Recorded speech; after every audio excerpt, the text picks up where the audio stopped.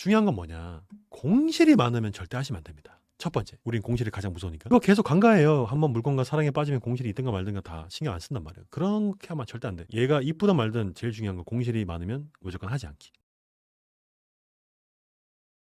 자, 이번에는 한번 해봤으면 좋은 거 한번 보죠. 하면 안 되는 거를 봤을 때는 왜 하면 안 되는지에 대해서 설명을 들으면서 아, 저런 물건은 피하는 게 맞구나 라고 배웠다면 어떤 물건이 좋은 건지도 한번 보시죠. 동탄이 나왔습니다. 제가 동탄을 정말 강력 추천하는 이유를 지금부터 설명드릴 테니까 잘 들어주세요. 동탄을 왜 제가 말씀드리냐? 자, 2010년에 경매로 낙찰 받은 상가가 있었습니다. 이 전 주인이 어디냐? 잘 봐요. 동탄입니다. 여기 1동탄이에요. 어디에 상가를 투자했냐? 동탄의 요 앞쪽 라인에도 투자를 했고요.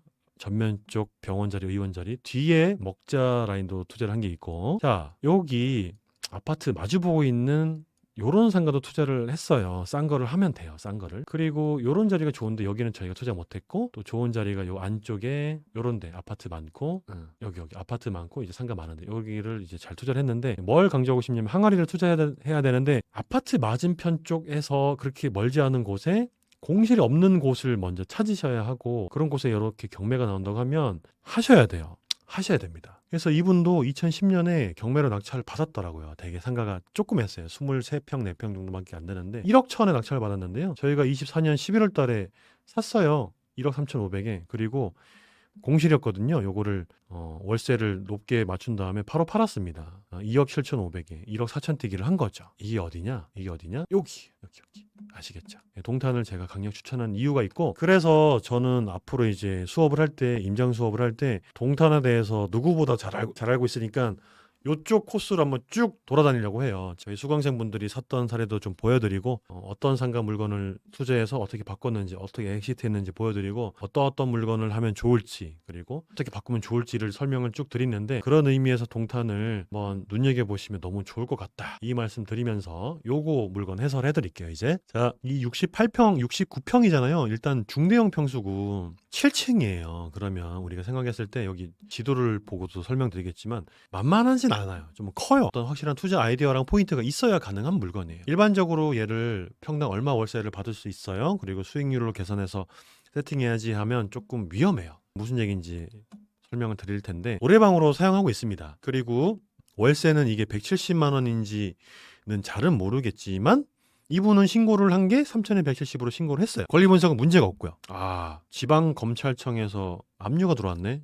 추징당했구나. 재산을 추징당했네. 자, 어쨌든 북광장의 어떤 특징이 뭐냐면 유흥의 좀 메카, 약간 그런 느낌이에요. 네, 유흥의 메카. 삼성의 도시인 거는 다들 아실 테고. 권리 분석에 문제가 없고 매각 물건의 현황도 다 둘러봤습니다. 07년식이니까 건물 상태는 막 그냥 그저 그럴 거예요. 그럼 뭐가 중요하냐면 이 집합 건물에 대한 전체적인 관리 컨디션이 되게 중요해요. 똑같은 연식의 건물이더라도 어떤 건물은 노후화가 되어 있고 어떤 건물은 아직까지 짱짱하고, 그게 관리의 차원에서 어떤 관리단위 주체가 운영하고 있는지에 따라서 건물의 생명 연장이 아예 다르거든요. 가치가 다릅니다. 그거를 현장에서 조사를 해야 되겠죠? 어차피 지금 손품으로 조사가 안 되니까. 그러면서 업종을 보셔야 되는데, 위치가 지도로 설명 다시 드리겠지만 좋은 위치는 아닙니다. 좋은 위치는 아니에요. 여기 보시면 아로마, 스웨디시 노래 연습장, 호스텔, 바, 음식점 이런 식으로 되어 있어요. 그러면 우리는 7층이니까 PC방이라든지 이런 노래 연습장이라든지 놀거리, 그 다음에 사무실도 가능해요. 이런 놀거리들, 유흥거리들, 그런 것들 가능하면서 사무실도 가능하다고 이제 머릿속에 인식해놓고, 중요한 건 뭐냐? 공실이 많으면 절대 하시면 안 됩니다. 첫 번째, 우린 공실이 가장 무서우니까. 이거 계속 간과해요. 한번 물건과 사랑에 빠지면 공실이 있든가 말든가 다 신경 안 쓴단 말이에요. 그렇게 하면 절대 안 돼. 얘가 이쁘든 말든 제일 중요한 건 공실이 많으면 무조건 하지 않기. 근데 실제로 가보시면은 공실은 많이 없을 거예요. 아마 거의 없을 겁니다. 그 다음에 두 번째, 아까 설명드렸던 컨디션. 현장에 가셔가지고 이 건물이 컨디션이 좋은지 안 좋은지가 정말 중요하다고 했습니다. 지하 주차장에 차를 대보시고요. 저는 주차를 하면 항상 경매 물건의 지하 주차장을 무조건 이용해요. 주차 요금이 비싸든지 싸다든지도 봐야 되고, 그래야 내가 임차인 입장에서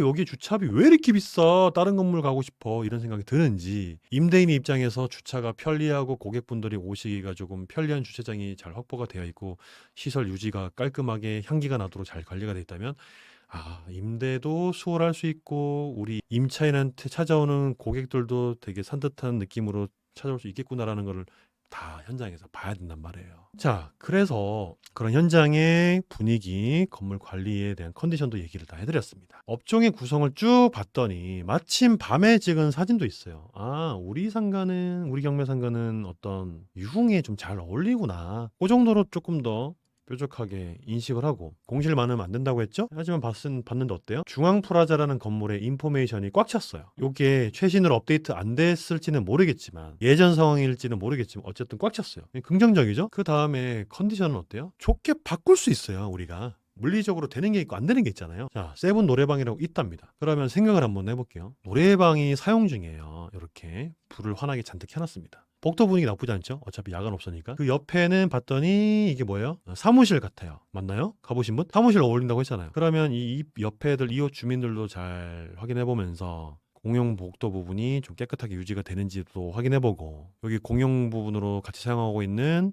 화장실 꼭 가서, 볼일 보라는 게 아니에요. 화장실 가서 찌릉내가 나는지를 봐야 될 거 아니에요. 깨끗하게 잘 되는지. 여행사 좋죠. 여행사는 낮에 영업하고 저녁에는 노래방에서 회식하고 마사지도 받으러 가고 그럴 수 있다는 겁니다. 어쨌든 노래방이 있으니까 이제 첫 번째 생각을 한번 짜보는 거예요. 작전 1. 노래방 재계약. 그러면 조건은 영업이 잘 되고 있다는 가정하에 재계약이 될 거고, 작전 2. 노래방 새 임차. 조건 명도가 돼야 되겠죠. 영업이 시원찮아. 그렇죠. 그리고 또는 또 여러 가지 이유가 있죠. 뭐예요? 낙찰자가 높은 월세를 불러. 이런 경우도 있죠. 여러 가지 다양한 일이 있을 거예요. 나갔을 때 시설 유지. 자, 그러면 요거는 리스크를 고민을 하셔야 됩니다. 노래방 시설이 있기 때문에 업종 제한을 스스로 두는 거예요. 스스로 제한을 두는 겁니다. 우리 스스로 두는 거예요. 이게 뭐예요? 노래방이 못 들어오면은 나가리. 다시 철거해야 돼. 다시 철거. 다시 공사. 그렇죠. 그럼 작전 3. 자, 작전 3. 명도하고 철거하고 임대. 작전 4. 뭐죠? 처음 들으신 분들은 되게 어려워하시는데 버겁기도 하시고, 직접 정답 사용. 요것도 이제 리스크가 있죠. 내가 운영할 수 있나? 투자금 또 얼마나 들어가지? 이 투자금 또 뭐예요? 투자금 회수 기간이 또 언제가 되지? 다 고민해야 되는 거예요, 여러분. 자, 또 다른 작전이 나올 수가 있죠. 여기서 연장선상에서 보면은 이제 위탁 업무로. 뭐예요? 위탁 업무? 아, 저는 바빠서 못 하겠어요. 예솔이님이 가서 좀 해주세요. 일 좀 해주세요. 수익은 제가 쉐어 해드릴게요. 콜! 예솔이님 콜! 예솔이님 노래방에서 어떻게 주간에는 예솔이님이 맡아서 하시고 야간에는 YGN 리치님이 맡아서 하시고. 자, 요거에 또 연장선상이 있습니다. 직영 위탁이든 진직영이든 이제 사업을 했는데 대박이 났어요. 대박. 야, 뭐야, 나 완전 이쪽에 재주가 있었네. 이쪽에 정말 재능이 있었구나. 야, 이건 대박인데. 매출이 막 난리 났습니다. 매출이 폭발. 그러면 또 이런 여러 가지 작전이 나오죠. 와, 권리금 받고 팔아야 되겠다. 권리금 받고 팔자. 어디에 팔면 되죠? 그 점포 라인 있죠. 점포 라인에. 또 있어요, 또. 와씨가 자동으로 나와야 돼요. 와씨 정도에. 매달 매출이. 와씨 대박인데? 건물 먼저 팔자. 건물 먼저 팔자. 그리고 요건 이제 장기 계약이 되는 거죠. 임대차 보호법. 상가 임대차 보호법 10년이잖아요. 10년 보장입니다. 보장. 요렇게 하면 또 어떤 연속이 나와요? 건물 팔았으니까 원금회수 끝났죠. 원금회수 플러스 매도 차익이 나오죠. 그 다음에 임대차 보호법 운영 잘하다가 또 권리금도 생기죠. 이런 뻘소리 같지만 이 뻘소리 같지 않게 생생하게 상상하면서 이게 생생하게 상상하는 걸로 그치시면 절대 안 돼요. 무슨 말이냐면 처음에는 이거는 여러분들도 납득을 할 수가 있잖아요. 보통은 고민하잖아요. 지금 임차인이랑 잘 협상해가지고 나는 원하는 월세로 재계약을 해야 되겠다. 보통 요 정도까지 생각하죠. 하지만 중요한 것은 안 됐을 때를 생각하고, 그럼 노래방 시설을 놔둘까? 그러면 조사하는 거예요. 사장님, 노래방 임차인은 찾는 손님 있습니까? 없으면 안 될 거 아니에요. 그러면 나가리가 될 것 같은데 업종의 제한을 풀어버리자. 철거하자. 작전 3. 명도했을 때 명도비 계산하고 기간 설정하고 인테리어 철거 다 작전 짜는 거예요. 그러면서 임대까지 요렇게. 아니야? 그래도 안 될 것 같아? 디데이 딱 정해요. 임대 디데이 딱 정해. 6개월 가는 거죠. 못 맞췄어? 바로 차려버려. 마사지든 뭐든 바로 차려버려 그냥. 그러면서 계속 프랜차이즈 입점 제안서 넣어보면서 어느 정도 상권에 이 자리가 뭐가 잘 어울리고 뭐가 최적화되는지가 쭉 나올 거 아니에요. 여러분들이 공실로 피똥 싼 다음에 아마 그 정도의 실력치는 그냥 자동으로 올라갈 겁니다. 원래 돈을 넣어야 실력이 급상승하는 게 이런 거에서 나오는 거거든요. 그런 거 아닐 것 같아요, 여러분? 내가 낙찰받아서 6개월 동안 공실 나면은 피똥 싸면서 실력이 자동으로 는다니까요.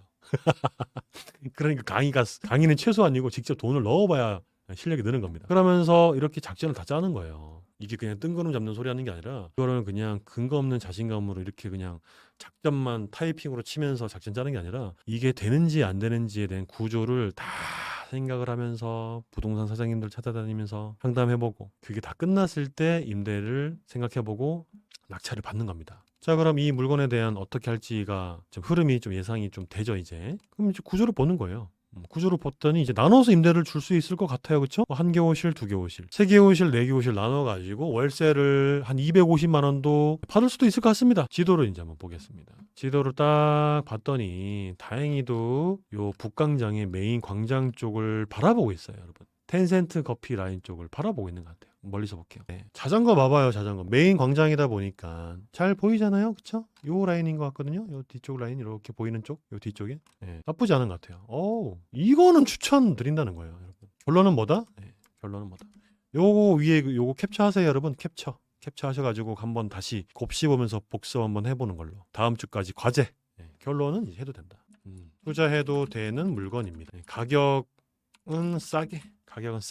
싸게를 해야 되니까 어떻게 싸게를 하냐면 어제도 잠깐 얘기했지만 동네 최저가로 사서 동네 최저가로 임대를 주면 됩니다. 그리고 동네 최고의 수익률로 파는 거예요. 요거 이해하시는 분, 동네 최저가로 사서 동네 최저가로 임대를 주고 동네 최고 수익률로 파는 거예요. 어떻게? 요 세 줄 정확하게 이해하신 분, 정확하게 100% 이해를 하시는 분이 계실 것 같긴 한데 조금 설명은 좀 어렵긴 한데요. 무슨 얘기냐면 동네 최고 수준에 저렴하게 샀으면 이제 동네 최저가로 임대를 주면 임대 공실 걱정은 없을 거 아니에요. 그리고 동네 최고 수준의 수익률로 팔려면 싸게 사야 동네 최저가의 월세를 맞추더라도 월세가 올라가잖아요. 그렇게 하면 이 구조가 나온다고요. 동네 최저가로 사면은 동네 최고가로 월세를 줄 수 있어요. 동네 최고가의 수익률로 세팅할 수 있어요.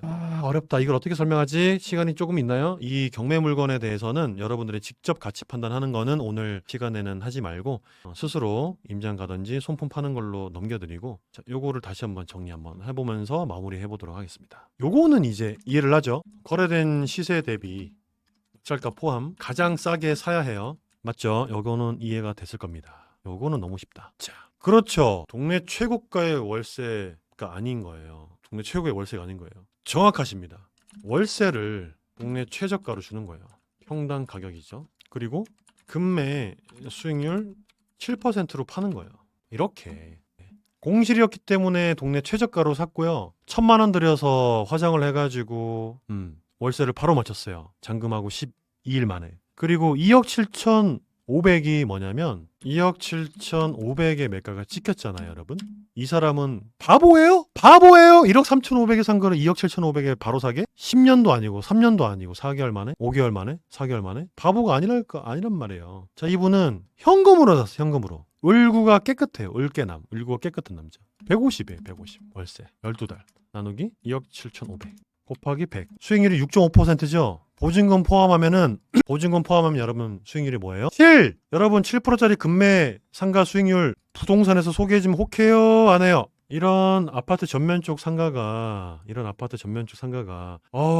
예솔이 일로 와봐. 여기 건물 진짜 좋은 거 아파트 전면 쪽 대로변인데 7%야. 빨리 사라고. 이거 지금 학원 들어가겠다, 학원. 이 지금 초급매라고. 그러면 그분한테는 2억 7,500이 싸요, 비싸요? 자, 복습하시길 바라겠습니다. 다음 주까지 숙제! 오늘 내용도 도움이 되셨다면 구독, 알림 설정, 투자 멘토스의 후기 많이 남겨주시길 바라겠습니다. 제가 또 이벤트 할 수 있잖아요, 여러분들. 임장 이벤트 같은 거. 우리 예솔이님하고 같이 다녔던 임장 이벤트 같은 거. 그런 거 할 수 있으니까 여러분들 오랜만에 너무 즐거웠죠. 저도 즐거웠습니다. 여러분들과 함께하는 이 시간 다시 한번 진심으로 감사의 말씀드리고요. 지금까지 상가투자의 진심인 남자 키다리 상남자였습니다.